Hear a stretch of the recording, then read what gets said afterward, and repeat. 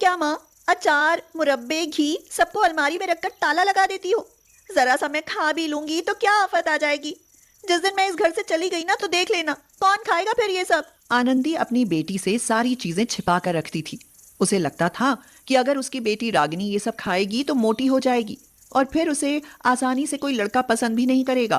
तुझ पर हमेशा खाने का भूत सवार रहता है। तेरा बस चले तो ये घर भी फोड़ कर खा जाए। अरे लड़की जात है, इस जबान पर थोड़ी लगाम रखा कर। चल चूल्हे पर साग चढ़ा और मक्के की रोटी बना। घर का काम काज तो किया नहीं जाता, हमेशा खाने की सोचती रहती है। माँ, तुम मेरी माँ हो या सास, इतना काम तो कोई सास भी नहीं कराती होगी जितना आप कराती हो। माँ ऐसी हो और अगर सास भी ऐसी मिल जाए तो बेचारी लड़की तो खुदकुशी ही कर ले। हाँ हाँ हाँ, अब यही करना बाकी रह गया है।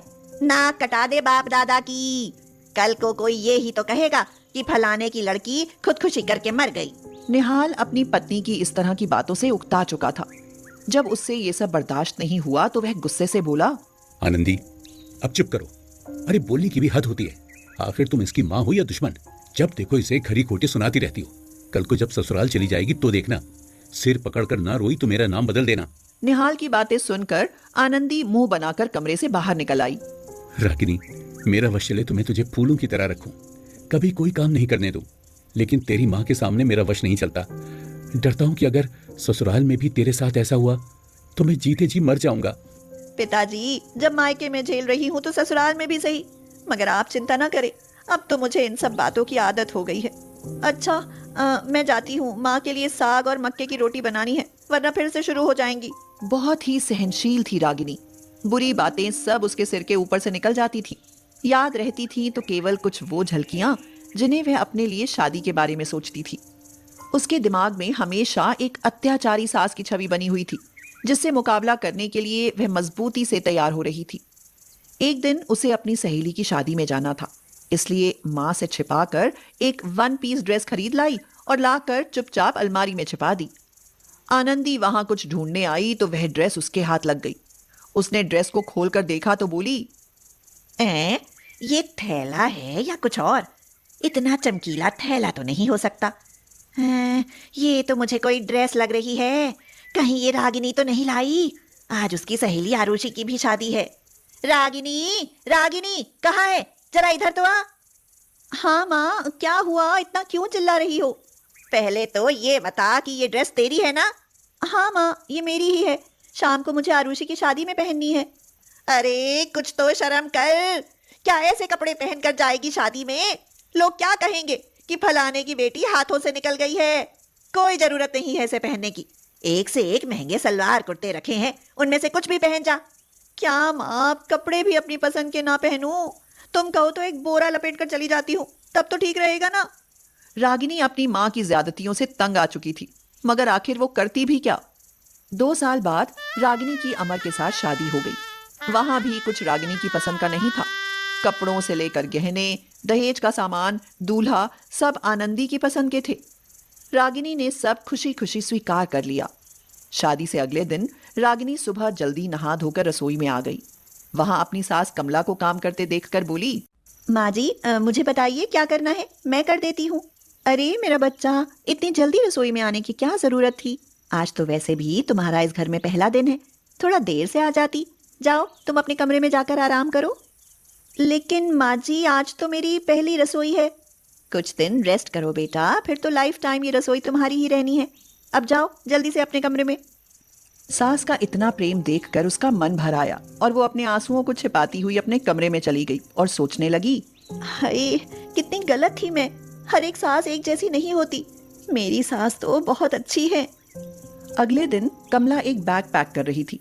उसे देखकर रागिनी ने पूछा, माँ जी, आपके घर में तो कोई लड़की है ही नहीं, फिर ये जीन्स, टॉप, शॉर्ट्स और ज्वेलरी किसके लिए पैक कर रही हैं? किसके लिए कर रही हूँ? अपने लिए कर रही हूँ। सोच रही हूँ कि अमर की तो अब शादी हो गई, मेरी जिम्मेदारियाँ खत्म हुई तो ये सब पहनना शुरू कर दूँ। आप ये सब यकीन ही नहीं होता। सच में बड़ी बुद्धू बहू मिली है मुझे। अरे ये सब क्या मैं बुढ़ापे में पहनूंगी? ये सब मैं तुम्हारे लिए पैक कर रही हूँ बेटा। कल शाम को तुम लोग मनाली जा रहे हो हनीमून पर, समझी? रागिनी का मन खुशी से फूला नहीं समाया। आज उसकी आंखों के सामने दो चेहरे आ गए, एक माँ का, दूसरा सास का। हनीमून जाने से एक दिन पहले आनंदी और निहाल उससे मिलने आ गए। कमला ने उन्हें अपने घर पर ही रोक लिया और कहा, नहीं समधन जी, कल बच्चे हनीमून पर जा रहे हैं तो अब आप उन्हें विदा करके ही वापस जाओगी। आनंदी को उनकी बात माननी पड़ी और वो दोनों रागिनी के घर रुक गए। शाम को जब रागिनी सबके लिए खाना परोस रही थी तो आनंदी बार बार उसे इशारा कर रही थी। आनंदी से जब नहीं रहा गया तो वह जोर से बोली, रागिनी, ये मायका नहीं ससुराल है, जरा सिर पर पल्लू रख ले। रात को जब रागिनी ने सोने के लिए नाइट सूट पहना तो आनंदी बोली, बेटी, जो काम पीहर में नहीं किए वो ससुराल में करने लगी। सलवार कुर्ते में सोया कर, वरना सास कहेगी कि माँ ने संस्कार नहीं दिए। रागिनी ने सुबह नाश्ता दिया तो आनंदी फिर से बोली, रागिनी, ये 9 बजे नाश्ता करने का टाइम है, ससुराल में तो जल्दी उठकर नाश्ता बना लिया कर। कमला आनंदी की सारी बातों पर गौर कर रही थी लेकिन कुछ नहीं कहा, वह चुप रही।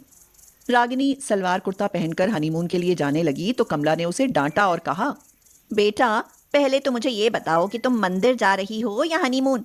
ये क्या पहन लिया तुमने? अब अंदर जाओ और मेरे बेड पर एक 1 पीस ड्रेस रखी है, इसे बदलकर उसे पहनकर आओ। रागिनी जब वह ड्रेस पहनकर आई तो आनंदी का मुंह फटा का फटा रह गया। वह बोली, हे भगवान, इस लड़की ने तो सारी हदें पार कर दी। भला ससुराल में क्या ऐसे कपड़े पहने जाते हैं? जा, इन्हें बदलकर साड़ी पहन। इस लड़की ने तो ससुराल में मेरी सारी इज्जत उतार दी। भला कोई क्या सोचेगा?